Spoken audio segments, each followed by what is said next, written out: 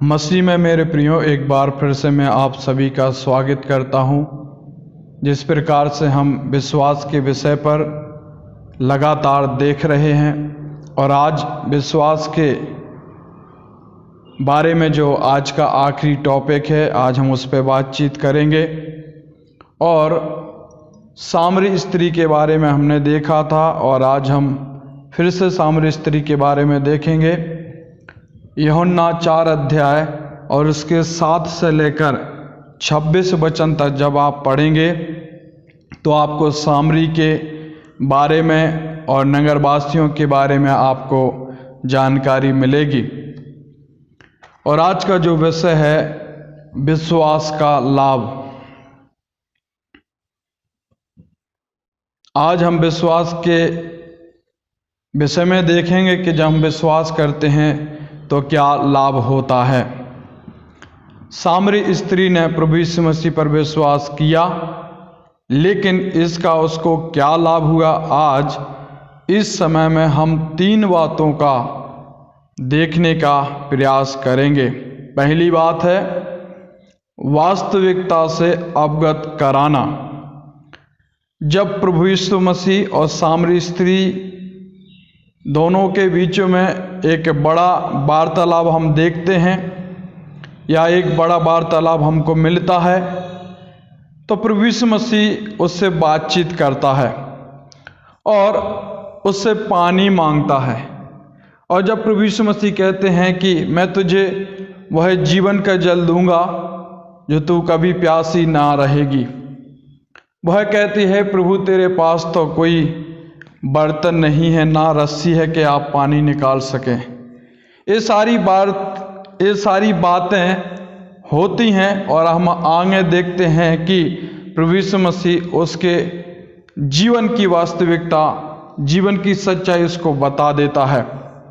जब अब 4 अध्याय उसके 18 पद को पढ़ेंगे तो लिखा है, क्योंकि तू 5 पति कर चुकी है और जिसके पास तू अब है वह भी तेरा पति नहीं, यह तूने सच ही कहा है।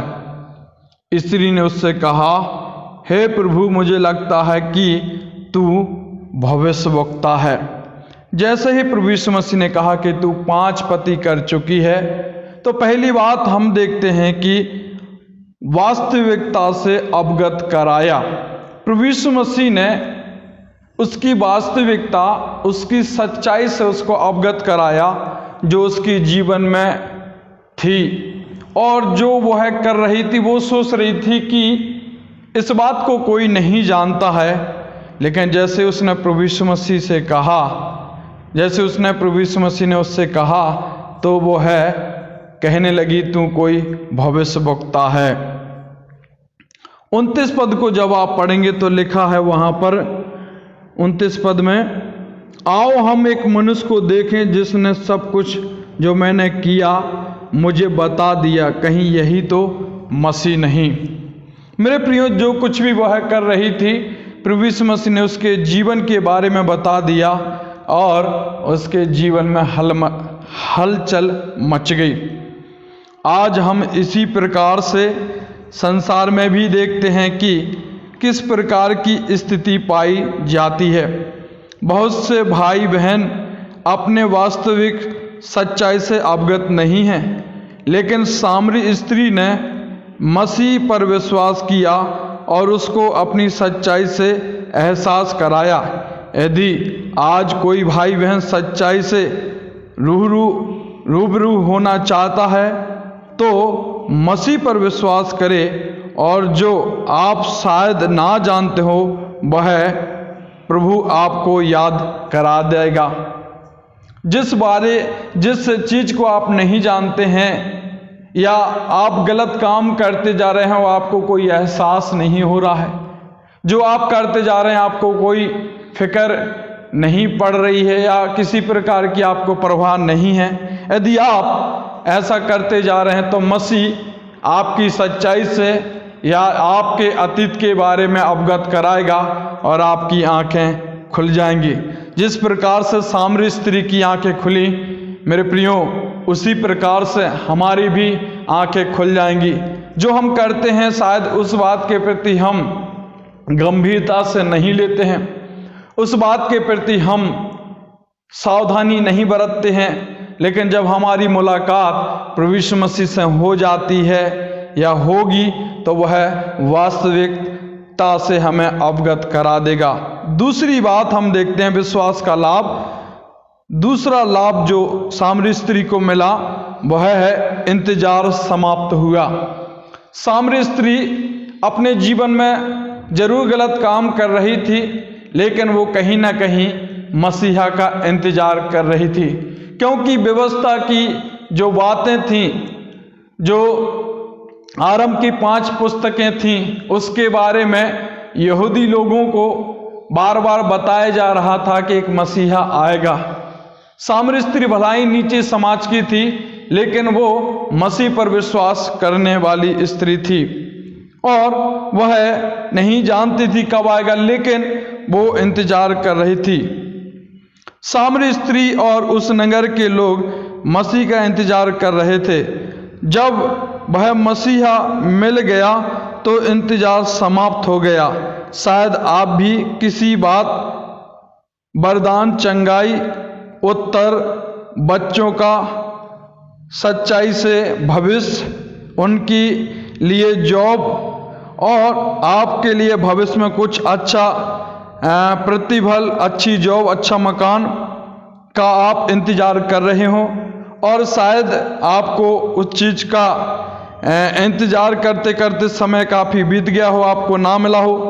लेकिन जिस प्रकार से सामरी स्त्री का इंतजार खत्म हुआ, आज इसी प्रकार से आपका भी इंतजार खत्म हो जाएगा। सामरी स्त्री ने जिस प्रकार से अपने जीवन में खुशी हासिल की, उसी प्रकार से जब आपका इंतजार खत्म होगा, जो आपको चाहिए वो मिल जाएगा, तो आपके जीवन में भी खुशी की लहर झूम उठेगी। जिस प्रकार से सामरी स्त्री के जीवन में खुशी की लहर झूम उठी, उसी प्रकार से मेरे प्रियो आपके जीवन में खुशी की लहर झूम उठेगी। तीसरी बात हम देखते हैं, तीसरी बात या तीसरा लाभ है सही स्थान तक पहुंचने का मार्ग। सामरी स्त्री और उस गांव के लोग इंतजार कर रहे थे मसीहा का। वो जीवन तो जी रहे थे, लेकिन एक सही दिशा उनको चाहिए थी। मरने के बाद हमारा क्या होगा, हमें कौन सा स्थान मिलेगा, हमारा उद्धारकर्ता कब आएगा, इस प्रकार का वो इंतजार कर रहे थे। और हम 4 अध्याय 42 पद में पढ़ते हैं तो वहां पर लिखा है, और उस स्त्री ने कहा और उस स्त्री से कहा, अब हम तेरे कहने से ही विश्वास नहीं करते, क्योंकि हमने आप ही सुन लिया और जानते हैं कि यही सचमुच जगत का उद्धार करता है। और वो जान गए कि सच में यही जगत का उद्धार करता है। और यूहन्ना 14 अध्याय 6 पद को आप जब पढ़ते हैं तो वहाँ पर प्रभु यीशु मसीह खुद कहता है, मार्ग, सत्य और जीवन मैं हूँ, मेरे द्वारा कोई पिता के पास नहीं पहुँच सकता। इन लोगों को, सामरी स्त्री को पिता के पास जाना था, जो उनका संबंध टूट गया था, जो नाता रिश्ता टूट गया था, उसको पुनः स्थापित करने के लिए एक उद्धारकर्ता की जरूरत थी, जिसका वो इंतजार कर रहे थे। और जब उनको उद्धारकर्ता मिल गया तो वो स्त्री से कहने लगे, हम तेरे कहने से ही विश्वास नहीं करते हैं। सामरी स्त्री व नगर के लोग जीवन यापन कर तो रहे थे, लेकिन जिस मार्ग या पवित्र स्थान में जाना था वह नहीं था, लेकिन वह उद्धारकर्ता उन्होंने पा लिया था और वे सही मार्ग में आ गए थे। सही मार्ग उन्होंने पा लिया था। आज मेरे प्रियो, यदि वह उद्धारकर्ता आपके पास है तो वह सही मार्ग में आप जा रहे हैं। आपने सही अपने जीवन में चुनाव किया है और सही उद्धारकर्ता को आपने पा लिया है। और हम इस संसार के नहीं हैं, लेकिन जहाँ के हैं वहाँ हमें मसीह ले जाएगा और मसीह हमें लेने के लिए आएगा। 14:1 के अनुसार यूहन्ना। आज यदि हम विश्वास में बने रहेंगे तो हमको सामरी व नगर वासियों के समान लाभ मिलेगा, लेकिन अंत तक विश्वास में बने रहना होगा। आज जिस प्रकार से इस वचन से सामरी स्त्री के जीवन के बारे में और नगर के लोगों के बारे में हमने देखा, और जिस प्रकार से उन्होंने सच्चे उद्धारकर्ता को पा लिया, आप भी उसी प्रकार से पा सकते हैं और आप भी अपने बुरी दशा को बदल सकते हैं, जिस प्रकार से सामरी स्त्री ने अपनी बुरी दशा को बदला। मेरे प्रियो, जिस प्रकार से आज वचन से सुना और इस वचन को बड़ी प्रार्थना के साथ बनाया गया और मैंने इस वचन के द्वारा बहुत आशीष पाई, मैं आशा करता हूं कि आप भी इस वचन के द्वारा आशीषमय होंगे, और जब आप सुनेंगे तो सच में आपके जीवन में एक आशीष आएगी और आप अपने दुखों को भूल जाएंगे, अपने इंतजार को भूल जाएंगे। और जो आप नॉन क्रिश्चियन से आए हैं और आपने मसीह को पा लिया है, तो आप इस बात को जान जाएंगे कि सच में हमने यदि लाइफ में कुछ चुनाव किया है तो एक सही चुनाव किया है, और वह है मसीह। सो मेरे प्रियो, जिस प्रकार से मैंने आशीष पाई है, आप भी उसी प्रकार से आशीष पाए होंगे, मैं ऐसी आशा करता हूं। परमेश्वर आपको इस वचन के द्वारा आशीष दे। हमारे चैनल को देखें, सब्सक्राइब करें, लाइक करें, कमेंट्स करें। यदि कोई विषय पे आप संदेश सुनना चाहते हैं तो आप कमेंट्स करके हमें बता सकते हैं, और आपके लिए हम प्रार्थना भी कर सकते हैं। छुटकारे की प्रार्थना, बंधन की प्रार्थना, बीमारी की प्रार्थना, या किसी ऐसे दैनिक जीवन में आपके परेशानी है जिनसे आप जूझ रहे हैं, आप अपने निवेदन दे सकते हैं और परमेश्वर आपकी प्रार्थना को जरूर सुनेगा और आप उससे छुटकारा पाएंगे। परमेश्वर आपको इस वचन के द्वारा आशीष देवे और आपके जीवन में परमेश्वर हमेशा काम करता रहे। आमीन।